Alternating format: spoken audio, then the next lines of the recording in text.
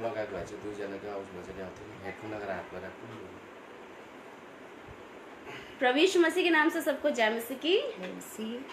परमेश्वर का धन्यवाद हो, प्रभु ने फिर से ये सुंदर मौका दिया है कि मैं आप लोग के बीच में इस लाइव सेशन में आकर परमेश्वर की महिमा करूं। और विशेषकर मैं धन्यवाद देती हूँ परमेश्वर का कि उन्होंने ये सुंदर मौका दिया है। और सेकेंडली मैं धन्यवाद दूंगी बेथल प्रेयर और हाउस के लिए कि उन्होंने ये सुंदर मौका मेरी लाइफ में दिया है, ताकि मैं अपनी टेस्टमनी को जो परमेश्वर ने मेरे जीवन में कार्य किया है उस चीज़ को मैं परमेश्वर की हजूरी में रखने पाऊँ। परमेश्वर का धन्यवाद हो। और सच में परमेश्वर हमारे बीच में है और प्रभु की महिमा, उसकी प्रशंसा हमारे जीवन से होती रहने पाए। और जितने लोग आप लोग जुड़ रहे हैं, परमेश्वर आप लोग सभी को आशीष दे आज के टेस्टमनी से। और जो भी हम परमेश्वर की वचन से या मेरे जीवन की गवाही से हम जो कुछ सुने, परमेश्वर सबको आशीष को दे, ताकि उसमें परमेश्वर की महिमा को होने पाए। हालेलुया। आइए हम जब तक लोग नहीं जुड़ते हैं, आइए हम परमेश्वर की प्रार्थना की ओर जाएंगे, प्रभु की महिमा करेंगे। प्रभु को हम इस सेशन में इनवाइट करेंगे कि ताकि सारे काम परमेश्वर की पवित्र आत्मा की अगुवाई से होने पाए। आइए हम अपनी आंखों को बंद करें और प्रार्थना में जाएंगे। जीवित और अनुग्रहकारी पिता परमेश्वर, प्रभु मैं धन्यवाद देती हूँ फिर से प्रभु इस लाइव सेशन में आने के लिए। पिता आपने सहायता मदद किया, इसके लिए धन्यवाद देते हैं मेरे परमेश्वर। प्रभु जी आज की गवाही, आज का वचन, प्रभु जी आज की आराधना चाहते हैं पवित्र आत्मा आप स्वयं प्रभु अगुवाई को करें। प्रभु जितने लोग जुड़ते हैं प्रभु उन सभी को प्रभु आपकी आत्मा की अभिषेक में भर देते हैं। प्रभु जी होने दे प्रभु जी, आज मैं नहीं आपकी आत्मा प्रभु जी मेरे जीवन से होते हुए प्रभु बोलने पाए प्रभु, ताकि जो आपने मेरे जीवन में वो अद्भुत रीति का कार्य को किया है प्रभु, आज परमेश्वर आपके बच्चों के साथ वो बांटने के लिए, वो बताने के लिए पवित्र आत्मा आप मेरे स्वयं अगुवाई को कीजिए। धन्यवाद देते हैं मेरे पिता परमेश्वर। आगे का समय प्रभु आपके हाथों में रखते हैं प्रभु। चाहते हैं मेरे प्रभु जी आज जो एक प्रभु जवान लोग के लिए, उत्साहित के लिए प्रभु जी आपने ये सुंदर मौका दिया, इसके लिए धन्यवाद देते हैं प्रभु। सारा आदर महिमा आपके हाथों में रखते हुए ये प्रार्थना का उत्तर आपके नाम से मांगते हैं। हालेलुया। आइए हम परमेश्वर की महिमा के लिए एक नेपाली सॉन्ग गाएंगे, जबकि पास्टर मनीष पॉल ने मुझे आज बोला था कि एक नेपाली सॉन्ग गाना है। तो आज आइए हम परमेश्वर की महिमा के लिए, हम किसी भी लैंग्वेज में हम गा सकते हैं, क्योंकि सारी बातों में परमेश्वर की महिमा होनी है। तो आइए हम एक नेपाली गीत को गाते हुए परमेश्वर की महिमा हम करेंगे। सारा सृष्टि के मालिक तपाईलाई।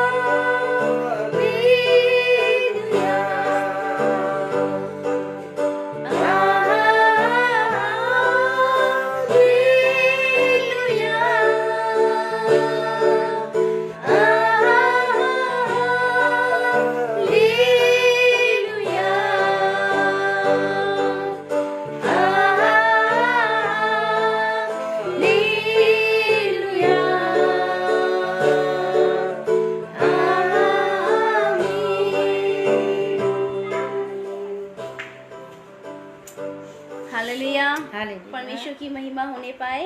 इस गीत के द्वारा परमेश्वर महिमा दे।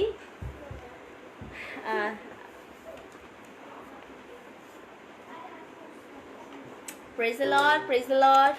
स्तुति स्तुति स्तुति स्तुति। मैं धन्यवाद देती हूँ सिस्टर प्रेमा का भी, जिन्होंने मुझे वर्शिप में मदद किया, और साथ ही में भैया सैमुअल का भी धन्यवाद देती हूँ, उन्होंने हमारे साथ वर्शिप करने में मदद किया। परमेश्वर उन दोनों को बहुत अधिक की आशीष को दे।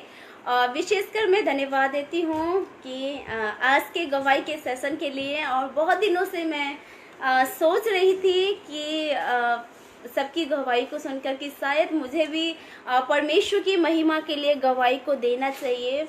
और मैं बहुत दिनों से प्रे में थी कि प्रभु मुझे एक मौका दे ताकि मैं अपनी जीवन की गवाही बता सकूं, ताकि परमेश्वर जो मेरे जीवन में कार्य किया है दूसरे लोग तक पहुंचने पाए और वो लोग आशीष होने पाए। हालेलुया। और मेरा नाम पवित्रा रेग्मी है और मैं नेपाल की रहने वाली हूं, और परमेश्वर ने मुझे ये मौका दिया, इसके लिए धन्यवाद देती हूँ। और सच में और जब परमेश्वर ने मेरे जीवन में कार्य किया था, तब अद्भुत रीति से परमेश्वर ने मेरे जीवन में कार्य किया था। शायद मैं बताऊं तो सच में परमेश्वर की महिमा बहुत ज़्यादा की होगी, क्योंकि जब मुझे परमेश्वर ने मुझे चुना अपने राज्य के लिए और अपनी महिमा के लिए, तब मैं मात्र 16 साल की थी, और तब परमेश्वर ने मुझे चुना। और जबकि पहले हम लोग चर्च जाया करते थे, जब मेरी बीच वाली बहन, मेरी सेकंड वाली बहन जब पैदा हुई थी, तब एक मरी तुल्य हो गई थी, क्योंकि उसने 3 महीने तक उसने कुछ खाया पिया नहीं था, जिसके वजह से काफ़ी घर वाले परेशान थे। लेकिन किसी के बोलने से हम लोग चर्च गए, और वहाँ जाने से मेरी बहन ठीक हो गई। अब ठीक हो गई, उसके बाद ठीक होने के बाद कुछ पल तक मेरे परिवार परमेश्वर में चले। उसके बाद फिर से उनका जीवन संसारिक और उनका जीवन बैकस्लाइड हो गया, वो परमेश्वर से दूर हो गए। और काफ़ी सालों के बाद, आप मान लीजिए कम से कम 15-20 साल के बाद परमेश्वर ने मुझसे 9 साल के बाद परमेश्वर ने मुझे चुना। हालेलुया। परमेश्वर ने मुझे चुना। और जब मैं उस वक्त मैं मात्र 16 साल की थी, और सच में परमेश्वर ने इसने अद्भुत रीति से चुना कि जब मैं सफाई कर रही थी, काफ़ी मैं निराशा में रहती, क्योंकि हम जवान जब हम एक टीनेजर के एज में आ जाते हैं, तब हमें ज़्यादा केयर की ज़रूरत पड़ती है, ज़्यादा अपनेपन की हमें ज़रूरत पड़ती है। तो उस वक्त मैं बहुत ही अपने आप को अकेला फील कर रही थी, बहुत ज़्यादा अपने आप को मैं सोच रही थी शायद मुझसे कोई प्यार नहीं करता है। उसकी वजह से मुझे बहुत ही चिंताएं मुझे होती थी कि अब मैं क्या करूं। तब जब मैं सफाई कर रही थी, जब मैं सफाई करती थी, तब मेरे घर में नेपाली बाइबल था।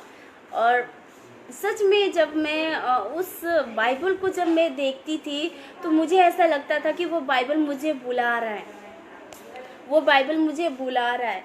और मुझे ऐसा फील होता था कि वो मुझे ऐसा कर रहा, मेरे पास आओ। मैंने 2-3 बार इग्नोर कर दिया, लेकिन एक दिन मैंने उसको पकड़ा और कस के मैंने उसको हग किया, उसको गले लगाया। और मैं उस दिन बहुत रोई, बहुत ज़्यादा रोई। और जब मैं बहुत ज़्यादा रोई, उसके बाद मैं बिल्कुल हल्की हो गई, बिल्कुल हल्की हो गई। ऐसा लग रहा था कि मेरे जीवन से बहुत भारी बोझ निकल गया है। और सच में मेरे प्रियो, परमेश्वर हमसे बहुत प्यार करता है, बहुत ज़्यादा प्यार करता है। परमेश्वर हमें कभी भी अकेला नहीं छोड़ता। परमेश्वर कभी भी हमें वो निराशाओं में, उन परिस्थितियों में हमें नहीं छोड़ता है। उस वक्त मैं मात्र 16 साल की थी। और जिस प्रकार से आज का थीम भी है कि जवानों के लिए, हम इसमें थीम में पढ़ते हैं, इसका टॉपिक है सब उपदेशक 12:1। वहाँ पर लिखा है कि अपनी जवानी के दिनों में अपने सृजनहार को स्मरण रख। अपनी जवानी के दिनों में अपनी सृजनहार मतलब परमेश्वर को स्मरण करके वो किस रीति से हमें प्यार करता है। जब मैं 16 साल की थी तब मुझे उससे पहले का जीवन, बेशक हम बोलते थे कि हम मसीह हैं, हम चर्च जाने वाले लोग हैं, लेकिन हम वो सारे काम करते थे जो एक मसीह को नहीं करना चाहिए, सब कुछ। फिर भी उस परिवार से परमेश्वर ने मुझे चुना, परमेश्वर ने मुझे चुना उस परिवार से। और सच में आज मैं अपने आप को देखती हूँ तो बहुत ही आशीषित महसूस करती हूँ। और जब मैंने परमेश्वर ने उस तरह से मुझे अपने गले से जब लगा कर मेरा सारा बोझ अपने ऊपर ले लिया, बहुत हल्का फील हुआ, तब मैंने महसूस किया थी शायद कुछ ना कुछ इस बाइबल में है, कुछ ना कुछ इस किताब में है जो मुझे इतना हल्का फील करा रहा है, इतना मुझे अपनापन लग रहा है। उससे पहले मैंने 2 बार सुसाइड करने की कोशिश की थी, 2 बार, क्योंकि मुझे बहुत अकेलापन महसूस था। ऐसा लगता था कि मुझे परिवार वाले बिल्कुल प्यार नहीं करते हैं, मुझे कोई प्यार नहीं करता और मेरा जीने का मकसद भी अब कुछ भी नहीं है। अब मैं इस धरती पे रहकर मैं क्या करूँगी। मैं बहुत ही डिप्रेशन में, बहुत ही ज़्यादा अपने आप को बहुत कमज़ोर फील कर रही थी। लेकिन जब मैंने यीशु मसीह के पास गई, मैं यीशु मसीह के चरणों में गई, जब यीशु मसीह ने मुझे पुकारा और अपने गले से लगाया, तब मेरा जीवन एकदम से बदल गया, मेरी सोच एकदम से बदल गया। हम देखते हैं सैमुअल के जीवन में जब हन्ना ने एक कमिटमेंट किया था परमेश्वर के साथ में, क्योंकि वो बांस थी और उसने प्रार्थना किया था कि वो जब उसका पहला बच्चा होगा वो परमेश्वर को अर्पण कर देगी, परमेश्वर को दे देगी। और सैमुअल को भी जब उसको परमेश्वर में जब उसको एली के साथ उसको भवन में रखा जाता है, वहाँ पर भी जब एक टीनेजर में था, वो भी है ना, एक जवान की एज में था, वहाँ परमेश्वर उसको आवाज़ देते, हे सैमुअल, हे सैमुअल, उसको आवाज़ देते हैं। और सच में वैसी आवाज़ परमेश्वर ने मुझे भी दिया। आज मुझे मैं ये नहीं कह सकती कि मुझे किसी ने आके यीशु मसीह के बारे में बताया या किसी ने बोला तुम्हें प्रार्थना करना चाहिए, तुम्हें विश्वास करना चाहिए। सैमुअल को जिस प्रकार से परमेश्वर ने बुलाया, उसी प्रकार से परमेश्वर ने खुद मुझे अपने आवाज़ दे के मुझे बुलाया। और जब मैं उस बाइबल को मैंने लगाकर, जब गले लगाकर, मुझे बहुत हल्का, मुझे एक खुशी, एक आनंद का जीवन जब मैंने जिया, उसके बाद मैंने वो नेपाली बाइबल थी, उस वक्त मुझे नेपाली पढ़नी नहीं आती थी, अब बोलनी भी नहीं आती थी, और उस वक्त मैंने उस नेपाली बाइबल को पढ़ना स्टार्ट किया। मुझे जानने की इच्छा हुई परमेश्वर को, मुझे जानने की सही इस किताब में, इस बाइबल में लिखा क्या है जो मुझे इतने आनंद दिया है, जो मुझे इस डिप्रेशन में से निकाल सकता है। वो जानने की मुझे इच्छा हुई। जब मैंने वो इच्छा को रखा और जब मैंने पढ़ना स्टार्ट किया, और सच में मेरे प्रियो, जब स्टार्टिंग में मैंने पढ़ना बाइबल स्टार्ट किया था, मुझे कोई सिखाने वाला नहीं था कि तुम्हें इस तरह से पढ़ना है, इस तरह से तुम्हें बाइबल समझना है, तुम्हें ऐसा कोई मुझे सिखाने वाला था मात्र परमेश्वर के सिवा। उसके बाद जब मैंने उसको नेपाली बाइबल को पढ़ना स्टार्ट किया, और सच में मेरे प्रियो, जब मैं पढ़ा करती थी तो मैं एक नंबरों के साथ पढ़ा करती थी। 2 ऐसा हुआ, ऐसे है ना, एक नंबर के साथ मैं पढ़ना स्टार्ट किया, क्योंकि मुझे नहीं पता था बाइबल किस रीति से पढ़ना है, प्रार्थना किस रीति से करना है। और जब मैं प्रार्थनाएं किया करती थी, और एक छोटा बच्चा जब स्टार्टिंग में बोलना स्टार्ट करता है, उसी प्रकार से टूटी फूटी है ना, एक तोतलापन से मैं प्रार्थनाएं किया करती। और सच में उस वक्त परमेश्वर मेरी सुनता भी था, और अभी भी परमेश्वर मेरी सुनता है ना। उस वक्त की प्रार्थना परमेश्वर के सामने ग्रहण योग्य होती थी, क्योंकि वो एक बच्चे की नाई, स्टार्टिंग में जब परमेश्वर में हम बढ़ते हैं तो परमेश्वर हमें क्या करता है, बच्चों की नाई संभाल कर आगे को लेके जाता है। और जब मैं धीरे धीरे जब मैंने बाइबल पढ़ना स्टार्ट किया, तब मुझे समझ तो कुछ आता नहीं था, लेकिन मैं कोशिश करती थी मैं जानने की कि क्या ऐसी चीज़ है जो मुझे इसमें जानना है, क्या ऐसी चीज़ है जिसके कारण मैं इतनी आनंदित, इतना कुछ होने के बावजूद मैं क्यों अपने आप को अकेला अब नहीं फील कर रही हूँ। उसके बाद मैंने प्रार्थना करना स्टार्ट किया। मेरे प्रिय, मुझे प्रार्थना नहीं आती थी, फिर भी मैं बैठी और मैंने परमेश्वर से बोला कि प्रभु, अगर आप मुझे प्यार करते हैं, आप मुझे प्यार करते हैं, मुझे आपको जानने का मौका दे, मुझे आपको जानना है, आपको और अच्छी रीति से आपको जानना है। जब मैंने ये प्रार्थना करना स्टार्ट किया और परमेश्वर ने धीरे धीरे मेरे जीवन को अप लेवल पे पहुंचाता गया। और जब मैं मात्र 16 साल की थी, मैंने जिस प्रकार से बताया कि जब मैं 16 साल की थी, एक जवान की एज में थी, एक टीनेजर एज में थी, एक टीनेजर की एज में थी, और 16 साल 12 साल से 17 साल तक के बच्चों को कंट्रोल में रखना बहुत मुश्किल है, क्योंकि उनकी सोच, उनके विचार जितने भी होते हैं, उनके थॉट्स बहुत डिफरेंट हो जाते हैं, उनका मन बहुत चंचल होता है एक टीनेजर की एज में। और उस वक्त मैं भी कहीं ना कहीं चंचलता में पाई जाती थी और कहीं ना कहीं मैच्योर नहीं थी।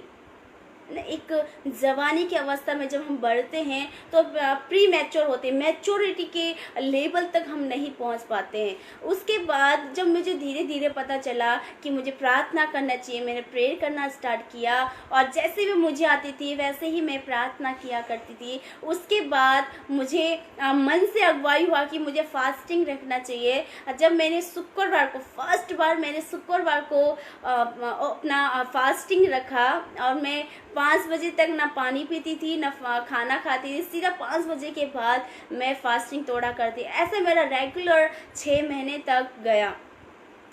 और मेरे प्रिय, जब मैं प्रार्थना करने बैठती थी तब मेरे फैमिली के लोग है ना, क्योंकि वो परमेश्वर को नहीं जानते थे, परमेश्वर को इतना करीबता से नहीं जानते थे, इसलिए जब भी मैं फास्टिंग के साथ, जब मैं प्रभु के साथ बैठा करती थी, कुछ ना कुछ ऐसा डिस्टर्ब वाले काम वो लोग करते थे और मुझे बहुत दुख होता था। और मैं रो रो के प्रभु से बोलती थी, प्रभु क्यों मेरे साथ इतना डिस्टर्ब कर रहे हैं लोग, क्यों परमेश्वर, जब मैं प्रार्थना में बैठती हूँ या बाइबल पढ़ने बैठती हूँ तो ये डिस्टर्ब की बातों को मेरे जीवन में मेरे परिवार लोग क्यों लेके आते हैं।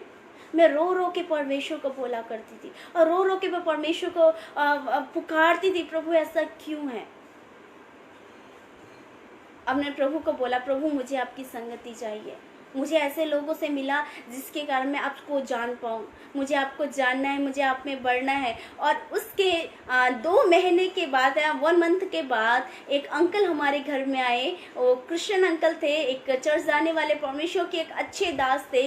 वो हमारे घर पे आए और उन्होंने हमारे घर में संगति देना स्टार्ट किया। हालेलुया। देखिए परमेश्वर किस रीति से परमेश्वर कार्य करता है, किस रीति से वो परमेश्वर कार्य कर। जब मैंने प्रार्थना किया कि प्रभु मुझे आपको और जानना है, मुझे और आपकी गहराई में बढ़ना है, और 1 मंथ के बाद एक अंकल हमारे घर में आए और मम्मी से उनकी जान पहचान हुई और उन्होंने हमारे घर पे आकर संगति देना स्टार्ट किया। और धीरे धीरे वो हमें प्रार्थना कैसे करना है, कैसे नहीं करना, वो हमें सिखाने लगे। और जब ऐसे में प्रार्थना में, प्रभु मुझे चर्च जाना, मुझे चर्च भी परमेश्वर ने दिया।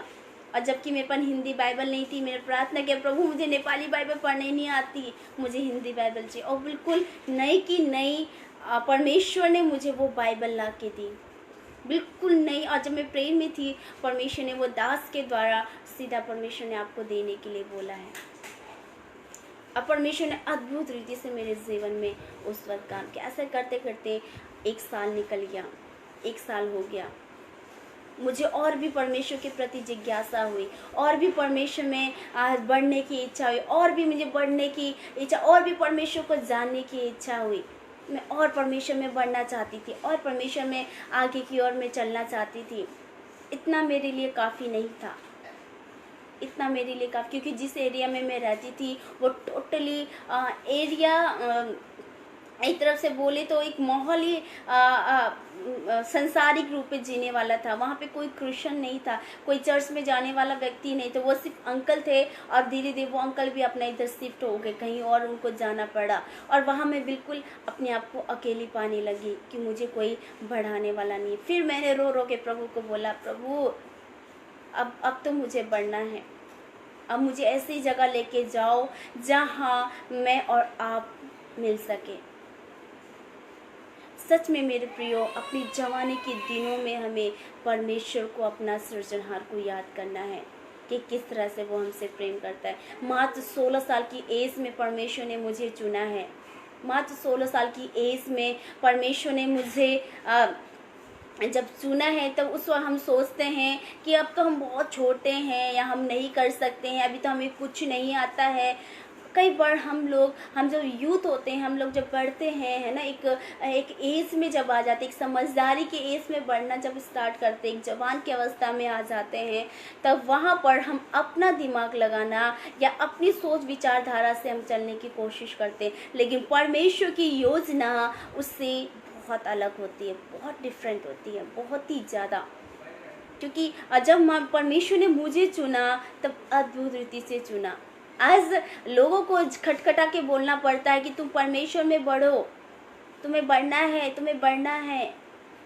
लेकिन जिस दिन तुम परमेश्वर के प्रेम को समझ जाओगे, प्रभु को जानने की इच्छा रखोगे, जब परमेश्वर में बढ़ने की इच्छा रखोगे मेरे प्रियो, परमेश्वर वो सारे दरवाजों को आपके लिए खोलेगा। सिर्फ मुंह से बोलने से काफ़ी नहीं है, कोशिश भी करना है परमेश्वर में बढ़ने के लिए। अगर उस वक्त मैं सिर्फ मुंह से बोलती प्रभु बढ़ना है बढ़ना, मैं प्रार्थना दुआ नहीं करती, वचनों को नहीं पढ़ती, शायद मैं आज आप लोग के साथ इस लाइव में बैठ के नहीं बोल पाती।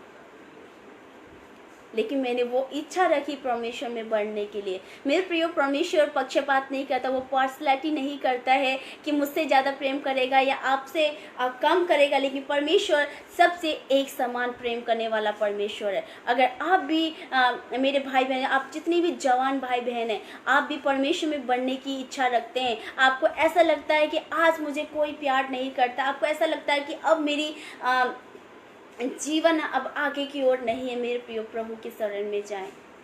जिस प्रकार से प्रभु ने मुझे अपनाया है, प्रभु ने मुझे अपने गले से लगाया, मैं विश्वास करती कि प्रभु उससे भी ज़्यादा आपसे प्यार करेगा।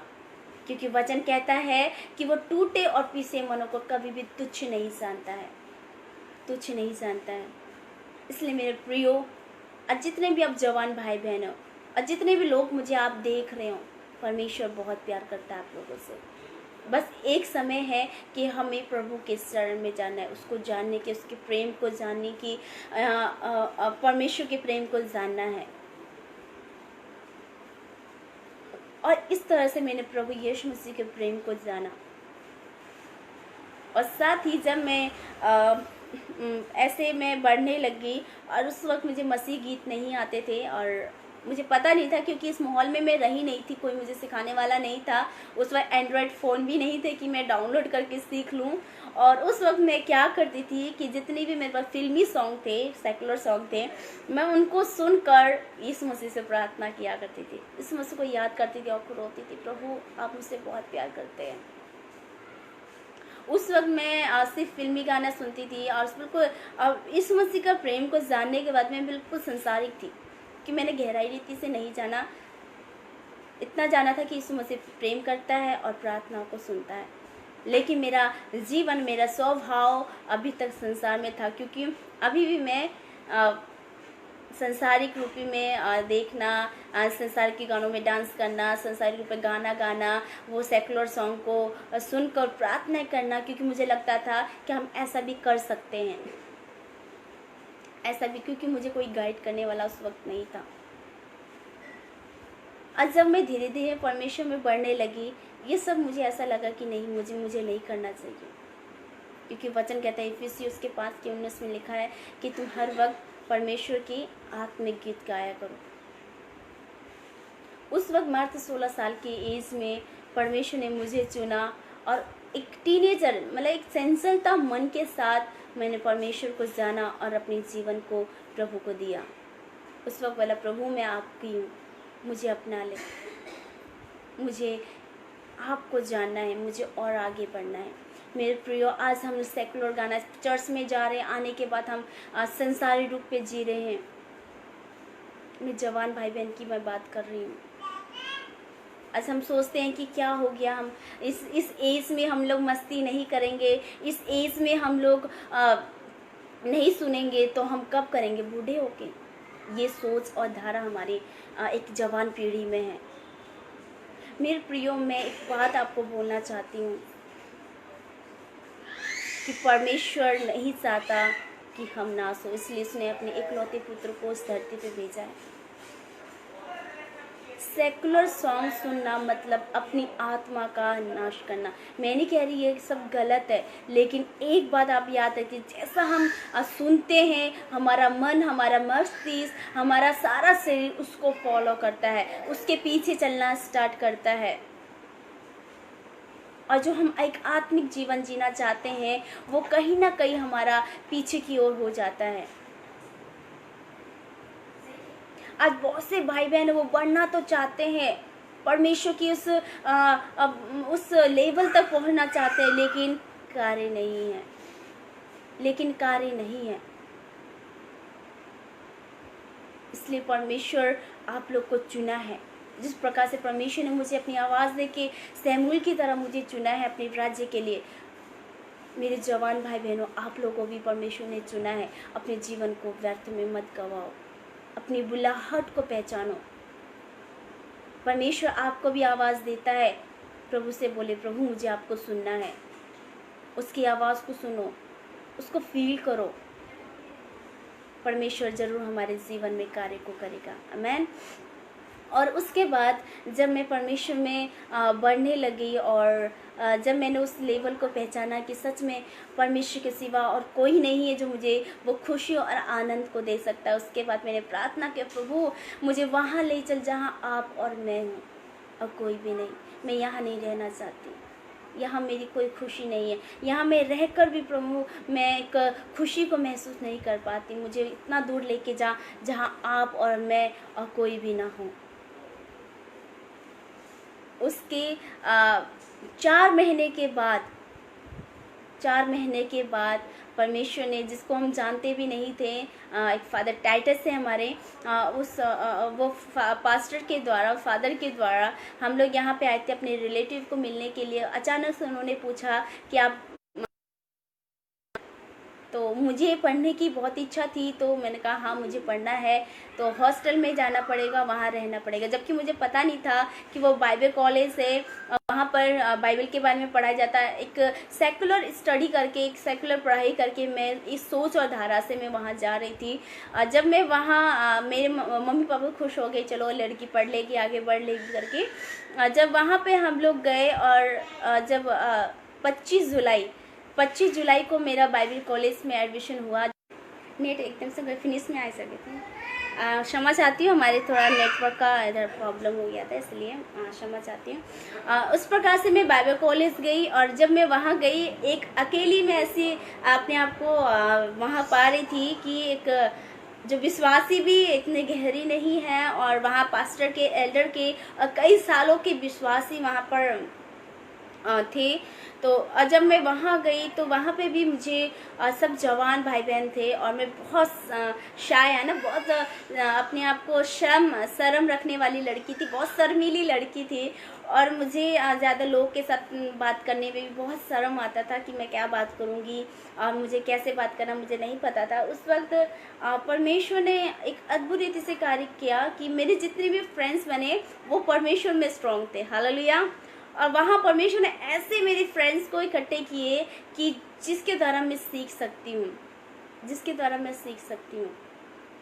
और परमेश्वर का धन्यवाद हो कि कभी भी उसने मुझे एक गलत फ्रेंड सर्कल में नहीं डाला है, कभी भी वो गलत फ्रेंड सर्कल में नहीं, अगर डाला भी है तो उनके जैसा होने के लिए परमेश्वर ने मुझे नहीं दिया है। मैं भी एक जवान अवस्था में हूँ और उस वक्त टीनेजर में थी, और मुझे भी ऐसा लगता था क्योंकि मैं संसार को देखती थी, अपने फ्रेंड्स को, जब मैं बाइबल कॉलेज नहीं गई तब देखती थी सब अपने इधर करते उधर घूमने जाते हैं, और मुझे भी बोला करते थे चलो लेकिन मेरे एकदम से मन होता था कि मुझे जाना चाहिए, लेकिन मैंने अपने मन को, इच्छाओं को नहीं, लेकिन मैंने सोचा कि नहीं, मुझे ये नहीं करना चाहिए। जब बाइबल कॉलेज गई, वहाँ पे धीरे धीरे मैंने परमेश्वर को और गहराई रूप से जानना स्टार्ट किया और प्रार्थना का जीवन मेरा हो गया और मुझे बाइबल की वचनों की गहराई की बातों को, रहस्य को मुझे पता चला और धीरे धीरे मैं बढ़ना स्टार्ट किया। धीरे धीरे मैंने बढ़ना स्टार्ट किया। और जब मैं बाइबल कॉलेज थी तब मैंने परमेश्वर से प्रार्थना की थी कि अपने परिवार के लिए, और लगातार मैं 3 साल तक अपने परिवार के लिए प्रार्थना करती गई, है ना। 3-3 बजे उठकर मैं अपने परिवार के बड़ी बोझ के साथ रो रो के प्रार्थना करती थी कि परमेश्वर, जिस प्रकार से आपने मुझे चुना है, मुझे अपने राज्य के लिए चुना है, अपने प्रेम में मुझे डाला है, उसी प्रकार से मेरे परिवार को भी आप चुनो। और बड़े बोझ के साथ मैं रो रो के परमेश्वर से प्रार्थना करती, क्योंकि मैं नहीं चाहती थी कि जिस प्रकार से मुझे उद्धार को मिला है, मेरे परिवार को भी उद्धार पाना है, मेरा परिवार भी परमेश्वर में आना है। क्योंकि वहाँ पर सारे लोग के फैमिली लोग परमेश्वर में बहुत स्ट्रांग थे और मेरी फैमिली थी जो बिल्कुल मतलब परमेश्वर में नहीं थी। तो मुझे बहुत दुख होता था कि मेरे फैमिली भी परमेश्वर को जानना है, परमेश्वर में आना है। जब मैंने परमेश्वर से इस विषय के लिए प्रार्थना किया, 3 साल लग गए मुझे इस विषय को प्रार्थना करने में। और 3 साल के बाद 2013 में, जब मैंने 2011 में मैंने बाइबल कॉलेज की थी, तब से मैंने प्रार्थना करना स्टार्ट किया। और 2013 में अगस्त के महीने में परमेश्वर ने उनको बपतिस्मा लेकर एक स्ट्रॉन्ग ही परमेश्वर में बढ़ने का मौका दिया। आज वो चर्च के एल्डर हैं और पूरा परिवार परमेश्वर में डर भय में जीने वाला परिवार है। हालेलुया। सच में मेरे प्रियो, आज अपने आप को ना सोचे कि आज हम जवान की अवस्था में हैं तो हम कुछ नहीं कर सकते हैं। परमेश्वर ने जिस प्रकार से मेरे जीवन को बदला है, मुझे जिस प्रकार से बढ़ाया है, आपको भी बढ़ा सकता है।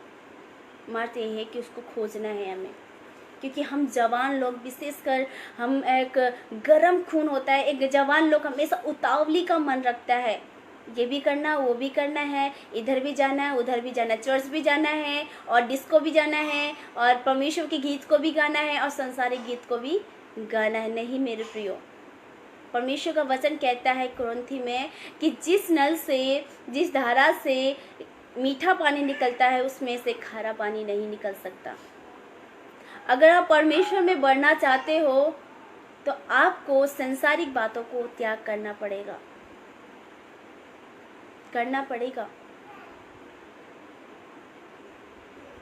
परमेश्वर ने मुझे उस घड़ी में भी मुझे नहीं छोड़ा, जिस घड़ी में मैं डिप्रेशन में पड़ी हुई थी, जिस घड़ी में मुझे कोई कुछ महसूस नहीं था कि मैं किस प्रकार से मैं अपने आप को जीवित रखूं, मेरी जीने की आशा नहीं रही थी। उस वक्त परमेश्वर ने मुझे बुलाया और अपने गले से लगाया। और मैं विश्वास करती हूँ, अब जितने भी भाई बहन इस वीडियो को आप देख रहे हैं और आने वाले दिनों में आप देखोगे, परमेश्वर प्यार करता है आपसे और नहीं चाहता कि आप नाश हो। इसलिए हम देखते हैं, जब बाइबल में हम देखते हैं यशायाह नबी के 6 अध्याय में जब देखते हैं, यशायाह नबी जब उसका जीवन हम लोग देखते हैं तो उसका पहले का जो जीवन था वो हमेशा परमेश्वर में होने के बावजूद, वो परमेश्वर के एक नबी होने के बावजूद हमेशा अपने मुंह से खराबी बात में, श्राप का बात ही निकालता था। उसको गुस्सा बहुत ज़्यादा आता था, उसके लिए वो उसके मुंह से हमेशा श्राप की बातें निकलती थी, जिससे परमेश्वर बिल्कुल खुश नहीं था। और जिस दिन उसको पता चला, जब उसको हम देखते 6 के 101 के 8 तक हम पढ़ते हैं, वहाँ पर उसने अपने आप को बोला कि मेरा होठ अशुद्ध है, मेरा होठ अशुद्ध है। जब वहाँ पर अपने आप को पश्चातापी रूप में लेके जाता है, सच में मेरे प्रियो, वहाँ परमेश्वर उसके जीवन को एक अद्भुत रीति से बदल देता है, अद्भुत रीति से बदल देता है। और हम जवानों को चाहिए कि हम एक जोश से भरे हुए परमेश्वर की महिमा में हम आगे बढ़े। हमारा जीवन परमेश्वर की महिमा के लिए रचा गया मेरे प्रियो, और हम इसको ऐसे व्यर्थ में नहीं गंवा सकते।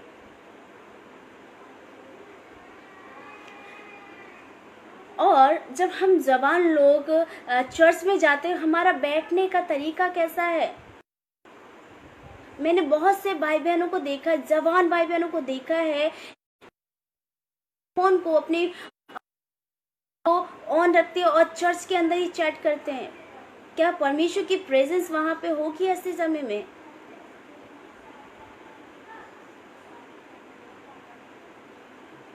परमेश्वर ने आज हमें चुना है उसके राज्य की बढ़ोतरी के लिए। क्या हम चर्च के अंदर जब हम बैठे हैं प्रभु की प्रेजेंस में, सेल फोन यूज करना इतना जरूरी नहीं है। आज हम चर्च जाते हैं, अब मैं बहुत से भाई बहनों को, मैं दोस्त किसी पर नहीं लगा रही हूँ, लेकिन मैंने खुद देखा है कि बहुत से भाई बहन आज चर्च इसलिए जाते हैं क्योंकि वो लड़का पसंद है या वो लड़की पसंद है, हम उसकी वजह से हम चर्च जा रहे हैं। क्या यीशु मसीह का उस क्रूस में बलिदान देना व्यर्थ की बात है? अगर वो लड़का लड़की उसको मना कर दे तो वो फिर चर्च आना बंद हो जाएगा। क्या यीशु का प्रेम हमें किसी और के प्रेम से तुलना कर सकते हैं हम लोग?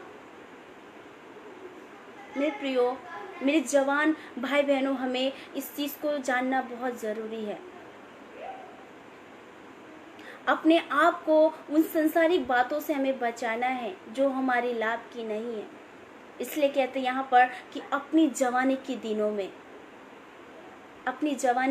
में हमें परमेश्वर के राज्य के लिए कार्य करना है। आज हम जवान हैं तो हमें अपनी मन मर्जी से नहीं चलना है। ये जवानी को परमेश्वर में समर्पित करना है, परमेश्वर में हमें देना है और इस जवानी को पवित्र रखना है। ये नहीं कि हम जवान हो गए हैं, हम बुद्धिमान हो गए, हम पढ़े लिखे हो गए हैं तो हम अपनी मर्जी से चलेंगे।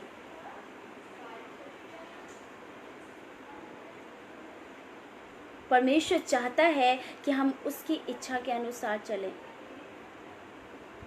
और परमेश्वर कभी भी दखल अंदाजी भी नहीं देगा कि आप जो नहीं करो या फिर हाँ, आपको 2-3 बार आपको चिन्ह देगा कि ये गलत है, फिर भी आप नहीं मानोगे, आपके हाल में छोड़ देगा। इसलिए अपनी जवानी को जो परमेश्वर ने हमें दिया, इस जवानी को हमें पवित्र रखना है परमेश्वर के सम्मुख में। हम देखते हैं बाइबल में ही हम देखते हैं सिमसोन और दलीला के बारे में। हम हमने पढ़ा है बाइबल में। अगर नहीं पढ़ा तो एक बार मैं बता देती हूँ।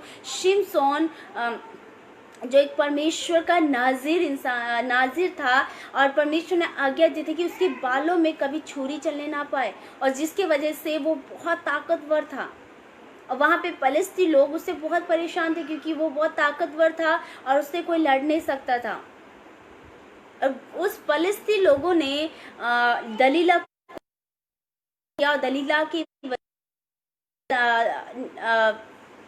की वजह से शिमशोन पे अटैक किया।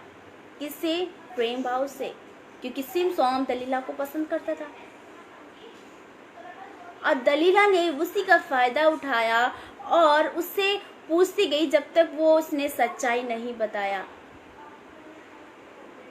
और जब उसने सच्चाई को बता दिया, क्योंकि वो टीनेजर में थे और टीनेजर में एक जवान की अवस्था में, एक जवान एज में ये सब हमारा स्वाभाविक है इस संसार में कि एक दूसरे को पसंद करना, उसके बिना हम कुछ भी कर सकते हैं, उसके लिए हम मर भी मिट सकते हैं। ये हमारा एक जवान अवस्था की सोच होती है, उसके बिना हम जी नहीं सकते।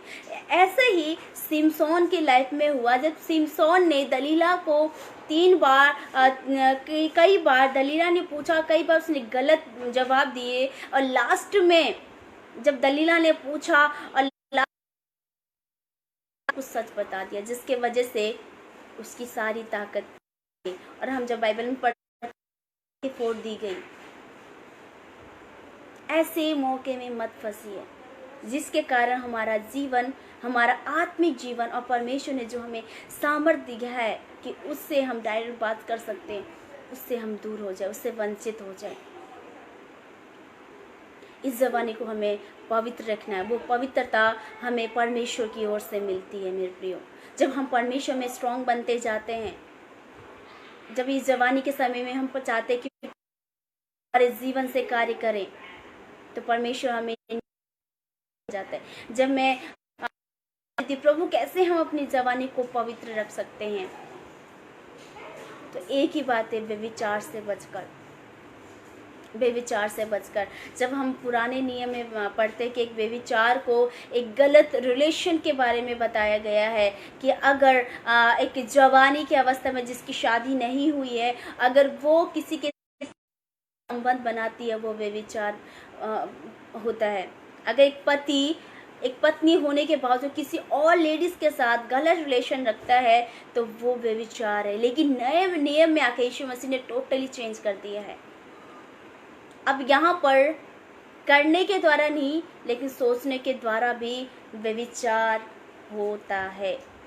अगर हम किसी पे गंदी सोच भी रख रहे हैं, तो वो भी व्यभिचार ही कहलाता है। ये मैं नहीं, बाइबल कहती है। इसलिए हमें उस व्यभिचार से दूर रहना है। कई बार मेरे साथ भी खुद हुआ है। कई बार हम लोग जब 2013 में मेरा ग्रेजुएशन हुआ, उसके बाद जब मैं सेवकाई में थी, तो हमें कई जगह हम लोग को ट्रैक्ट्स बांटने के लिए जाना पड़ता था, सुसमाचार सुनाने के लिए जाना पड़ता था। स्लम एरिया हो गया और रोड हमें कहीं भी हमें जाना पड़ता था परमेश्वर के सुसमाचार को लेते हुए, और बुक सेल करने पड़ते थे हम लोग को। जब जाते थे, लड़के बड़े गंदे गंदे हम पे कमेंट किया करते थे, और उस वक्त मैं भी 2013 में परमेश्वर की गहराई को समझ ही रही थी, और मुझे बहुत दुख होता, प्रभु हम तो आपका कार्य कर रहे हैं, ऐसा मेरे साथ क्यों हो रहा है। ऐसे हमारे लड़कियां, हम लोग टीम में थी, तो 3-4 हम लोग लड़कियां थी जो हम लोग जाया करते थे। तो हम लोग बड़े आके रो के प्रभु से बोलते थे, प्रभु ऐसा क्यों है। लेकिन आज मुझे समझ आता है कि वो भी होना बहुत ज़रूरी था, क्योंकि हमें उस लेवल में पहुंचाने के लिए कठिनाई का रास्ता बहुत ज़रूरी है। और जब मैं धीरे धीरे परमेश्वर में ऐसे बढ़ती गई, और परमेश्वर ने अपने सेवकाई के क्षेत्र में जो इस्तेमाल, और जब मैंने यीशु मसीह को जान लिया है, अपना जीवन परमेश्वर को दे दिया है, अब अपने जवानी को पवित्र रखना है। ये मुझे कब समझ है, जब मैं सेवकाई भी कर रही थी, तब तक भी मैं पूरी रीति से परमेश्वर में समर्पित नहीं थी। पूरी रीति से मैंने परमेश्वर को अपना जीवन नहीं दिया था। प्रार्थना था, सेवकाई थी, सुसमाचार सुनाती थी, प्रचार भी करती थी, और सारे वो काम करती थी जो एक परमेश्वर की दासी को या परमेश्वर के जन को करना चाहिए। सब कुछ होता था, लेकिन जब तक मैं संगति में हूँ, या किसी घर में विजिट के लिए हूँ, या चर्च तक हो। उसके बाद जब मैं घर में रूम में आई, तो मेरा संसारिक जीवन होया करता था। और 2018 में मैंने पूरी रीति से परमेश्वर को समर्पित किया। पूरी रीति से मैंने अपने आप को समर्पित किया, और प्रभु से बोला, प्रभु आप सच में मुझसे प्यार करते और चाहते हैं कि मैं आपकी सेवकाई को करूं, मुझे इस्तेमाल कर। उस वक्त मेरे मन में एक ही बात आई, समर्पण कर, अपने आप को समर्पित कर दे। उन सब बातों को अपने जीवन से निकाल दे जो तेरी लाभ की नहीं है। और उस वक्त मैं परमेश्वर के सामने में बहुत रोई कि जिसने मुझे उस डिप्रेशन में से निकाला है, मैंने उसको बहुत रुलाया। उस वक्त मैंने परमेश्वर से पूरी रीति से अपने जीवन को बोला, प्रभु ये जीवन आपका है, अब से इस जीवन के द्वारा प्रभु सिर्फ आपको महिमा मिलने पाए। प्रभु मुझे इस्तेमाल कर अपनी सेवकाई के क्षेत्र में। प्रभु मुझे आपके क्षेत्र में इस्तेमाल होना है। और जब मैंने ये प्रार्थनाएं प्रभु के सामने रखी, और सच में जब हम लोग गली से निकला करते थे तो वहाँ कई साल से सिस्टर टीम कई साल से वहाँ पे रह रही थी, लेकिन जब हम ये प्रार्थना फास्टिंग के साथ प्रार्थना करके जब वहाँ से निकले हम लोग, तो वहाँ के लोग हमें आप बुलाएं, सिस्टर आप हमारे घर में प्रार्थना कर दो, सिस्टर आप हमारे घर में प्रार्थना कर दो, आप लोग चर्च जाते हो, मैंने सुना है। वहाँ मुझे लगा सच में परमेश्वर मेरे जीवन में कार्य करना चाहता है। मैंने इस जवानी को एक व्यर्थ रिश्तों में नहीं गंवाया, क्योंकि मैं भी जवान हूँ, तो मुझे भी वो सब सुविधा चाहिए, मुझे भी वो सब चाहिए जो आज संसार कर रही है, लेकिन मुझे उन सब से ज़्यादा मुझे अपने परमेश्वर से प्रेम है। उन सब से महत्वपूर्ण मेरा परमेश्वर, मेरा यीशु मसीह है। ये जवानी कब तक रहेगी, लेकिन मेरा परमेश्वर मुझे अनंत काल तक रहने वाला है, मेरे साथ रहने वाला है। और मेरी लाइफ में एक ऐसा बहुत एक मोड़ आया जिसके वजह से मैं फिर से डिप्रेशन में चली गई। और उस वक्त भी मैंने सोचा कि अब शायद मैं परमेश्वर के योग्य भी नहीं हूँ और मनुष्य की योग्य भी नहीं हूँ, और मैं अपने आप को ख़त्म कर दूँगी।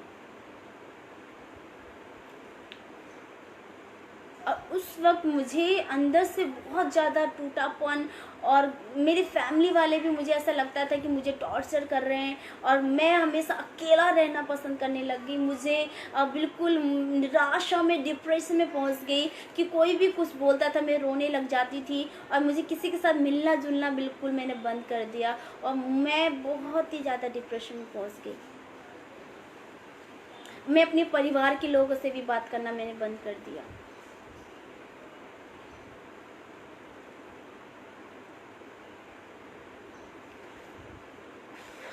उस वक्त से परमेश्वर ने मेरा साथ दिया। उस वक्त से मैं परमेश्वर के सम्मुख में गई और प्रभु को बोला, प्रभु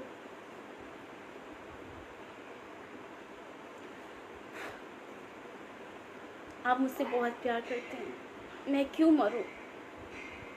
ये शरीर आपने मुझे अपना बनाया है, अपने स्वरूप में बनाया है। प्रभु मुझे हिम्मत दे ताकि ये सब मैं सह पाऊं।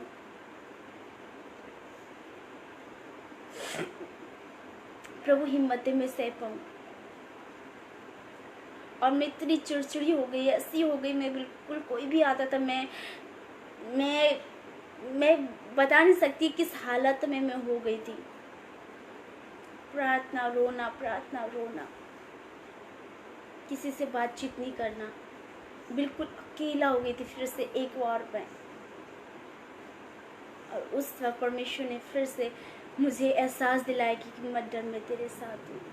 उस वक्त मुझे वचन दिया, यशायाह का उसका 41 का 10 अध्याय मुझे दिया, 10 पद को मुझे दिया, मत डर मैं तेरे साथ, इधर उधर मत तक, मैं तेरा परमेश्वर हूँ। और उस वचन को सुनकर मैं सच में प्रभु को धन्यवाद दिया, और मैंने प्रभु को बोला, प्रभु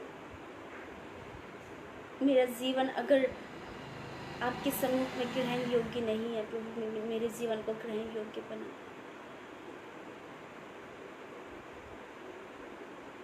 और सच में परमेश्वर ने मेरे लिए लोगों को खड़ा किया और मुझे उस डिप्रेशन से निकलने के लिए उस रास्तों को खोला।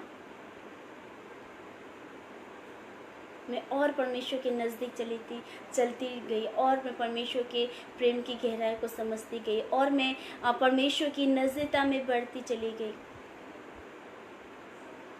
और मैंने परमेश्वर के प्रेम के बारे में जाना।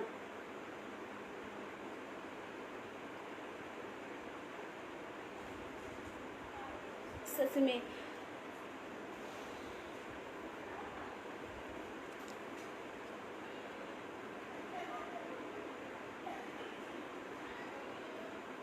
जितने भी भाई बहन हैं हमारे जवान, मैं उन सबको एक ही बात बोलना चाहूँगी कि अपने जीवन को व्यर्थ में ना गवाए। यूसुफ ने भी अपनी जवानी की अवस्था में वो पोतीफर की पत्नी के साथ, क्योंकि वो खुद रेडी थी तो वो भी व्यभिचार में गिर सकता था, लेकिन उसने परमेश्वर के डर में जिया है। वो भी एक जवान अवस्था में था, वो भी चाहता तो बोल सकता था मेरे जवान अवस्था में हूँ, मैं कर सकता हूँ, लेकिन नहीं, उसने सिर्फ परमेश्वर के प्रेम को और उसके डर भय को अपने जीवन में रखा है। अपने लक्ष्य को देखा उसने कि परमेश्वर मेरे जीवन को ऊंचा करेगा। जो उत्पत्ति उसका 39 में हम देखते हैं, वहाँ पे हम देखते हैं यूसुफ की लाइफ के बारे में। अब उसका एंड, जब उसका अंत हम देखते हैं तो परमेश्वर ने अद्भुत रीति से उसका अंत किया। एक अपने लोगों के लिए उसने खड़ा किया। एक प्रधानमंत्री मिस्र देश के लिए, मिस्र देश में जाकर उसने एक प्रधानमंत्री का पद को पाया, अलग देश में जाकर।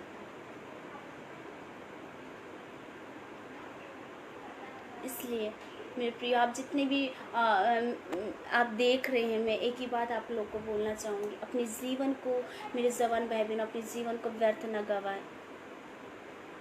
आज जितने भी टिकटॉक यूज़ कर रहे थे, परमेश्वर का धन्यवाद हो, मैं खेदीने से मैं अपने जितने भी फ्रेंड्स हैं मेरे, वो लोग भी टिकटॉक यूज़ करते थे, तो मुझको काफ़ी मैं बोलती थी कि ये गलत है, मत करना, मत करो। और सच में परमेश्वर ने बैन कर दिया, और मैं उन लोग को, परमेश्वर को बहुत धन्यवाद देती हूँ। और जितने भी लोग आज मोबाइल के अंदर गंदी वीडियोस देखते हैं, जितने भी लोग फिल्मी सॉन्ग सुनते हैं, जितने भी लोग संसारिक तौर पे वो जी रहे हैं, आज से अपना जीवन परमेश्वर को समर्पित करें। जो जीवन परमेश्वर ने हमें दिया वो शैतान को आप यूज़ करने ना दीजिए। जो जीवन परमेश्वर ने हमें उसकी महिमा के लिए दिया है उसको व्यर्थ ना गवाइए, क्योंकि हम जवान जल्दी से किसी की बातों में आ जाते हैं। हम एक जवानी स्थिति में हमें जो बोलते हैं वही सही लगता है।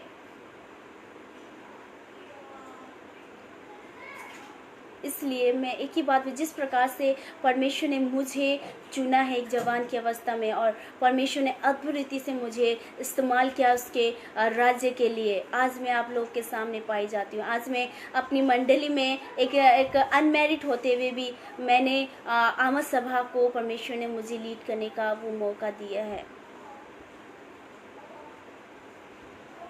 वो मेरे लिए एक असंभव वाली बात है, लेकिन परमेश्वर के लिए वो संभव है। आप जहाँ कहीं भी है मेरे जवान भाई बहनों, अगर आप अपने जवानी के दिनों में अपने परमेश्वर, अपने सृजनहार को स्मरण करते हैं, तो परमेश्वर हमें क्या करता है, उच्च लेवल तक पहुंचा देता है। अगर नहीं करेंगे तो वचन ये बताता है, जब हम पढ़ लेंगे एक बार, कि वचन अगर हम अपने जीवन को नहीं बदलते तो वचन हमें क्या सिखाता है, क्या बोलता है, हम एक बार पढ़ लेंगे। सब उपदेशक उसका 11 अध्याय उसका 9 और 9 पद हम पढ़ लेंगे। यहाँ पे लिखा है, जवान, हे जवान, अपनी जवानी में आनंद कर और अपनी जवानी के दिनों में मगन रहे, अपनी मनमानी कर और अपनी आंखों की दृष्टि के अनुसार चल। मैंने पहले बोला, परमेश्वर रोक टोक नहीं करता, वो सिर्फ समझाता है। नहीं समझ आता वो आपको अपने रास्ते पे छोड़ देगा। सब कुछ करो, है ना, अपनी जवानी को आनंद की तरह भी कर। जो भी आनंद मिलता है तुझे, संसार में जाना है, फिल्मी गानों में करना है, दोस्तों के साथ समय को बिताना है, या फिर गलत संगत में पढ़ना है, वो आपके ऊपर निर्भर करता है। अपनी जवानी के दिन में मगन रहे, अपनी मनमानी कर, अपनी आंखों की दृष्टि के अनुसार चल। आंखों की दृष्टि मतलब विचार के अनुसार भी तू चल, परंतु तू ये जान रखी, इन सब बातों के विषय परमेश्वर तेरा न्याय करेगा। परमेश्वर तेरा न्याय करेगा। आज हम लोग जितने भी जवान भाई, हम सोचते हैं कुछ नहीं, परमेश्वर अनुग्रह करने वाला परमेश्वर है, लेकिन एक बात आप याद रख लीजिए, आप जो कुछ कर रहे हैं, आप जो भी आप सोच रहे हो कि कोई नहीं देख रहा, पास्टर नहीं देख रहा है, कलीसिया नहीं देख रहा है, लेकिन परमेश्वर आपको निरंतर देखता है। परमेश्वर की आंखें निरंतर आपके ऊपर है। आप जो कुछ भी कर रहे हैं, एक बात याद रख दीजिए कि परमेश्वर इन सब का न्याय करेगा, इन सब का न्याय करेगा। मैंने अपने जीवन में परमेश्वर को पाया है, और मैंने आज अपने जीवन परमेश्वर को दे दिया है। ये जवानी की अवस्था में आज मैं परमेश्वर की महिमा कर रही हूँ। मैं विश्वास करती हूँ आगे आने वाले दिनों में प्रभु और बेहतरीन रूप से मुझे इस्तेमाल करेगा, क्योंकि मैंने अपना जीवन परमेश्वर को दिया है। अब मैं हमेशा यही कोशिश करती हूँ कि प्रभु मेरे जीवन से मैं आपको किस प्रकार से महिमा को दूँ, कैसे मैं आपको खुश करूँ, कैसे मैं आपके और करीब आऊँ, क्योंकि ये जवानी में मुझे व्यर्थता की ओर नहीं जाना है। आगे के दिनों में परमेश्वर उसका न्याय करेगा और मैं उस न्याय में खड़े होकर प्रभु के विरुद्ध वाला काम नहीं करना चाहती। लेवी के बच्चों ने भी वही किया। वो जवानी अवस्था में उन्होंने वो सब कार्य किए जो परमेश्वर को पसंद नहीं थे, और उनका लास्ट में हम अंत देखते उनकी मृत्यु हो गई। आशा हमारा शारीरिक मृत्यु ना हो, लेकिन हमारी आत्मिक मृत्यु हो जाएगी जब हम अपने जीवन को उन प्रेज़ द लॉर्ड, हालेलुया। इसलिए हमें परमेश्वर की अनुग्रह में और परमेश्वर की डर भय में जीना है। अपनी जवानी को व्यर्थता की ओर को नहीं लेके जाना है। और टाइम हो चुका है, और परमेश्वर का धन्यवाद हो कि प्रभु ने आज के सेशन को दिया है, इसके लिए धन्यवाद देते हैं। आइए हम छोटी आंखों को बंद करेंगे, और जितने भी जवान भाई बहन आज सुन रहे हैं, हम प्रार्थना में जाएंगे कि परमेश्वर हमें इस जवानी की अवस्था में सिर्फ और सिर्फ परमेश्वर का महिमा करने के लिए मौका दे, और परमेश्वर की उपस्थिति में जीने का मौका दे, ताकि ये जवानी के द्वारा हम सिर्फ परमेश्वर की महिमा करने पाए। क्योंकि मेरे प्रियो, जब एक सेना में भर्ती होता है कोई, तो वो एक बूढ़े को या बच्चों को नहीं लिया जाता, एक जवान को लिया जाता है, ताकि आने वाले जो युद्ध होगा वो जवान लोग उसे फुर्तीले से लड़ सके। आज मेरे प्रियो आज हमें परमेश्वर के राज्य के लिए खड़ा होना है, और एक जवान सेना की तरह आज परमेश्वर की राज्य की बढ़ोतरी के लिए हमें अपनी फील्ड में उतरना है। तो अपनी आत्मा को हमें तैयार रखना। आइए हम अपनी आंखों को बंद करेंगे और प्रार्थना करेंगे, अपने जीवन को आज समर्पित करेंगे। आप सबके लिए मैं दुआ करती हूँ, और आप जहाँ कहीं भी अपने आप को परमेश्वर की हजूरी में लेके जाएं। Hallelujah, hallelujah, hallelujah, hallelujah, hallelujah. धन्यवाद, धन्यवाद, धन्यवाद, धन्यवाद जीवित परमेश्वर पिता प्रभु जी, मैं धन्यवाद देती हूँ आज के सुंदर समय के लिए कि आपने परमेश्वर ये सुंदर मौका दिया, इसके लिए धन्यवाद देते प्रभु जी। आज की गवाही प्रभु जी सच में पिता परमेश्वर हमारे बीच में आपने दिया है, इसके लिए मैं धन्यवाद देती हूँ। जितने भी जवान भाई बहन है प्रभु जी, आज से वो समर्पित का जीवन जीने पाए प्रभु। जिस प्रकार से आपने प्रभु जी उस अवस्था से निकाल कर आज इस लेवल तक आपने मुझे पहुँचाया प्रभु, उसी प्रकार से ये जवान भाई बहनों को भी प्रभु आपने कार्य के लिए इस्तेमाल कर, अगर कोई गलत संगति में प्रभु, संगति से आप छुड़ाए प्रभु। जो भाई बहन बढ़ना चाहते हैं आप उनको अद्भुत रीति से बढ़ाए प्रभु, आपकी गहराई में, आपके प्रेम में आप गहराई बढ़ाए मेरे पिता परमेश्वर। धन्यवाद देते प्रभु इस गवाही के लिए प्रभु। मैं प्रार्थना कर बेतल हाउस के लिए प्रभु, इस पेज को आपके हाथों में, इस पेज के द्वारा और भी परमेश्वर आपका अद्भुत और प्रभु मिराकल के कार्य होने पाए पिता परमेश्वर। इनके जितनी भी टीम है और जो भी इन परमेश्वर पिता प्रभु एडमिन है प्रभु, उन सब के लिए दुआ करती हूँ मेरे परमेश्वर, उन सब के जीवन में आपका अद्भुत रीति का कार्य होने पाए। धन्यवाद देते हैं मेरे पिता परमेश्वर, आपने हमारी दुआओं को सुना है, और जितने लोगों ने आज प्रभु लास्ट सेशन को देखा है प्रभु, सबके जीवन में प्रभु आपने कार्य किया, इसके लिए धन्यवाद देते। और जो देखने वाले प्रभु उनके जीवन में भी आप कार्य करने जा रहे हैं, इसके लिए धन्यवाद देते प्रभु। सारा आदर महिमा आपके हाथों में रखती, प्रार्थना को उत्तर आपके नाम से मांगती हैं, आमीन।